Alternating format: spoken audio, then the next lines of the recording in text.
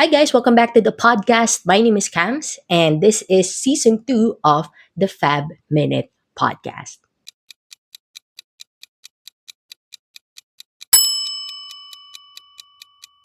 So, yes, if you notice, no, medyo nag-rebrand tayo. Napalit tayo ng logo. And also, I have created a Facebook group, and I'm hoping you guys could fit page rather. So, I'm hoping you guys could maybe join me there and we can have a community. And I really want to dedicate this 2025 into producing um, more, relatable topics and contents, especially to my age group, mga 20, 30s, ganyan. And of course, to those na papunta pa lang dito, whether you're a student, you've been working for a while, regardless of your status, I'm really hoping that this podcast would help you and would give you a chance to relate to as much as, um, you know, uh, valuable topics as we can. So, there you go.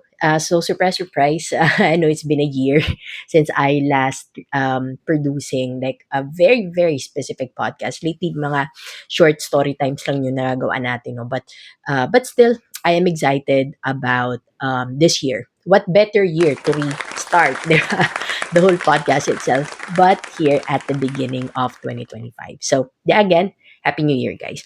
So, a few of my friends asked me kung bakit hindi ako masyado produce ng podcast for the better of 2024 last year. It's because to make it shorter than what I've told my some of my friends is because I tried to maybe focus on myself more and to uh, you know um, work on personal professional growth, my mental health, yung health ko physically, and that, and of course spiritually as well. So that's why I wasn't able to do it. But this topic that we're going to talk about today would be relatable to maybe some of us. And again, samahan niyo ako if hindi ka busy, tara, let's take five. Okay, so this is just a background about what happened in 2024 ko. So at the beginning of the year, because I don't know if you were able to watch a few of my topics before, about setting smart goals, yung mga relatable, tangible, achievable goals and all that, no. That's actually what I did, and I have applied that to myself for the good of last year.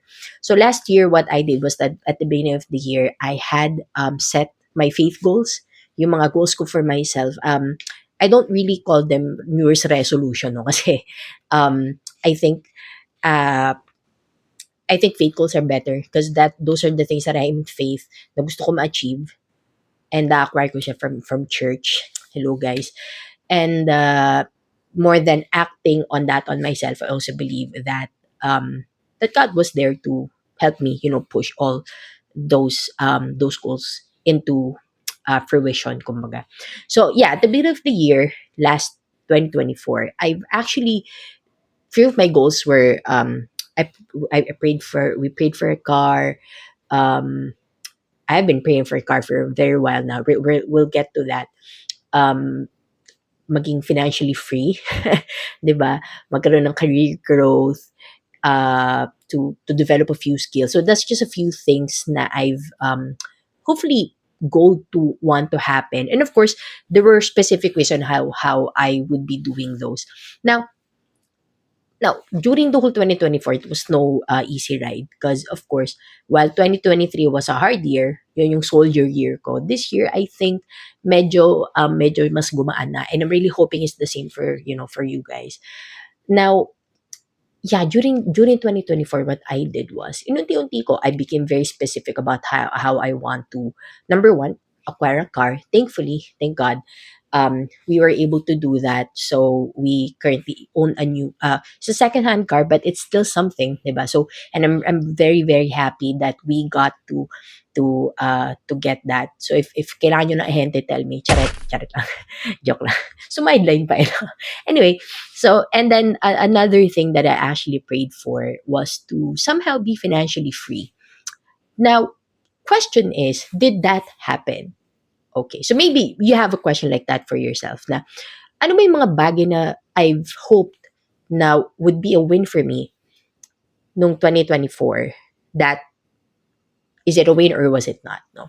So, to cut the long story short, um, I'm still not financially free. But here's a but a big win for me was that though ako kasi personally, I'm not sure if you have the same definition, no? Pero when I say that I want to be financially free, I want to be debt free. But I'm still not debt free. However, thankfully, thank God, I was able to close two big major loans that I had last year. And if you're gonna ask me, that is progress. So that's what we're gonna talk about today. So progress versus perfection. No. So lately I've been having some conversations with a few of my friends about alam mo parang hindi parang walang nangyari sa buhay ko. I think I'm still stuck on the same avenue where I have been last since last time that we've talked, no?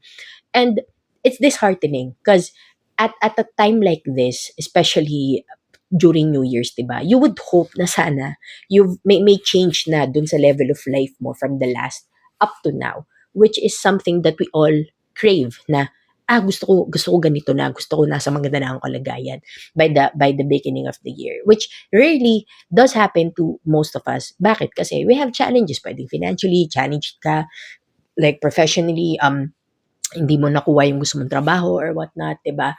And like for me, I have not been debt free for 2024. But as I was saying in my story earlier, I was able to close two major loans that I had.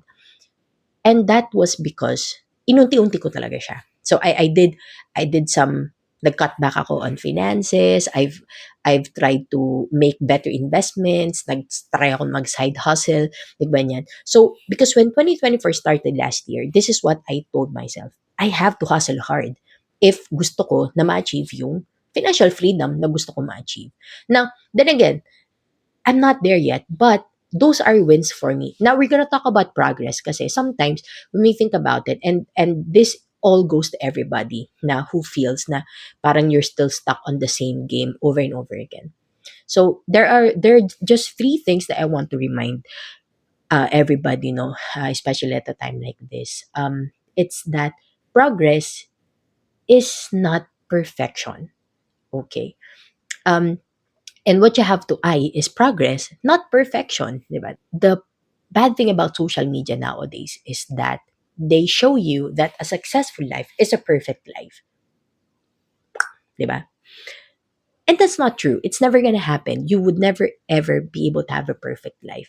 Pero syempre, because of the influences of social media and the social pressures around us, we feel na to be able to achieve a certain level of success in our life is that we have to be in a perfect space, which is not the point, 'di ba? When we say progress, it's not something that has to be perfect. Progress is step by step. Hindi siya isang kuhaan lang. So that's why for me, when I said that I want to be financially free, I take I took these things into consideration. Number one, it's not gonna happen immediately. Number two, my ride would definitely not be perfect. My God, kung anong klaseng pagtitipid ang ginawa ko this year. And number three is that there would be things that you need to sacrifice. So if you're gonna consider those things, hindi talaga siya magiging perfect. Because maybe along the way na gusto mong ma-achieve itong isang bagay nito, you had to let go of others, of other things. In my case, since I want to be financially free, in a sense, ng paunti-unti, I had to cut back on maybe some things that I like doing, 'di ba? I like eating a lot. That's one. Number two, medyo aminado naman ako dito, but there was a time that I actually lived above my means, which I was not really comfortable with. And number three, I had to make sure that I am allocating my finances correctly, which I was not able to do without the guidance of the correct people in my life. So that's why there would be some sacrifices. And sometimes some relationships would be potentially sacrificed as well. So hindi ako masyado nakaka-hangout with my friends kasi nga I had to make sure na nagtitipid ako. And you know, lost touch with some of them. But thankfully that we were able to reconnect and, make each other understand na ito yung season ko ngayon, and that's what I really wanted to focus on. So that's why progress is not perfection. So if you want a successful life, do not think of it as perfect. Think of it as something that is progressive, na paunti-unti mo rin siyang ma-achieve in time. Number two is, I like this phrase. I've been seeing this a lot last year, and I'm sure na makikita pa rin natin to this year, no? Is the phrase na malayo pa, pero malayo na. What does that mean, no? And for me, sobrang impactful nung phrase na yon. And I think that's one thing that we all need to live by right now. To understand na though malayo ka pa sa gusto mong puntahan, you've still come a long way. And that's a win, 'di ba? Regardless of your season. Because I've been seeing a lot of posts last time, no, last year sa social media about some stories wherein before, kailangan pa nilang, magtabi ng pera para makapag-Jollibee, or nakakapag-Jollibee din sila kapag may mga birthdays, ganyan. So, Jollibee baka naman, charet. No, I mean, you get the point, right? Na, um, before mong gawin ang isang bagay, you really have to think about it thoroughly versus your life right now na, okay, so maybe we can catch up, guys. Can we meet for coffee, ganyan. So, those are few things na you should see na you've come a long way from. Yung mga past struggles na meron ka, be thankful na little by little, those things are being erased and being replaced by greater opportunities. 'Di ba? Because if sometimes you're just gonna think na, ay, ano ba yan, nandito pa rin ako. Talagang it's gonna parang hold you down. Ibibring down ka nung ganong klaseng mindset. So I'm really hoping na more than that, put it in your mind na, okay, I've come a long way already. And I'm thankful na nandito na ako sa sitwasyon na to. Kasi think of it as you can't do anything about the past anymore. What's done is done. Nahirapan ka na before. So wag mo nang hayaan na mahirapan ka pa at this moment. You have to really act on, um, understanding and embracing yung progress na meron ka. Remember, progress is, um, hindi siya straight line. It's, para siyang ganun. 'Di ba? Siguro that's why yung tunog, yung lifeline sa ospital is like that. It's because it shows us that life, yung beat ng heart natin or the life itself has its ups and downs. 'Di ba? So, kasi if it's linear, then that's not progress at all. 'Di ba? Ibig sabihin you've been stagnant for a while, and that's not what we actually want to happen. So, just embrace that na malayo na yung narating mo, and tuloy-tuloy lang magtuloy-tuloy ka lang sa pag-push sa sarili mo into, you know, parang achieving that goal that you've set for yourself. And lastly, I think one of the points that I want to point out is that I think medyo correlative to dun sa second point natin, but to be more specific, is that you've already put a check on some of the things that you don't have before. So be appreciative. That's it, diba? Parang be appreciative of what you have right now versus what you don't have before. I was actually reading this quote somewhere lang. Mga scrolling lang sa TikTok, and what actually struck me is that self-doubt, it hinders us from progressing. And time again, I know na you've probably heard that somewhere else, but that's really true. Now, when you doubt yourself, that's where your success is being hindered. Kasi nga, you look at the things, or you look at the things na wala ka rather than looking at the things na meron ka. And one thing that I've realized, and I've actually appreciate this is my dad saying this, na actually still resonates to me till now. Na, what does faith look like, no? Well, we always say na faith, if you're gonna define it biblically, faith is parang having hope or trusting yung mga bagay na wala ka. But I've come to realize, and this is what my dad said, but faith also is trusting the things that you already have. Diba? It's not just the things that you don't own. For example, Lord, parang, or kung kanino ka man naniniwala na you are in faith na magkakaroon ka ng magandang trabaho, makakagraduate ka on time, that you will be, na magkakaroon ka ng mga ganitong bagay, gusto mo ng Xbox, gusto mo ng PS5, gusto mo ng car, you want a house, 'di ba? Kasi that's true, you have to have faith in order to do that, but also, you have to act on it. So, kailangan mo talaga siyang pagtrabahuan, no? But also, appreciating the things that you have means that you have faith on the things that you have right now. Say, for example, medyo mababa pa yung sahod mo, have faith na, okay, so this is what I have right now. I have to be faithful about it, and then I have to work around it. And then eventually, it's gonna come around, and makikita na talagang magpo-progress siya little by little. So, when I say appreciate the things that you have right now is that, um, don't beat yourself up just because it's small at this moment, 'di ba? Big wins also come in small packages. So whatever you have right now, whether it's big or small, take it. Take it kasi not everybody has a win in their life, no? And be an encouragement to other people. Now, circling back to my earlier kwento about the big win that I had at the beginning of the year. It's really that because there is such a time that of course we have our challenges, but thankfully I was able to do a walk around it, and I'm really hoping that it's something that encourages you all.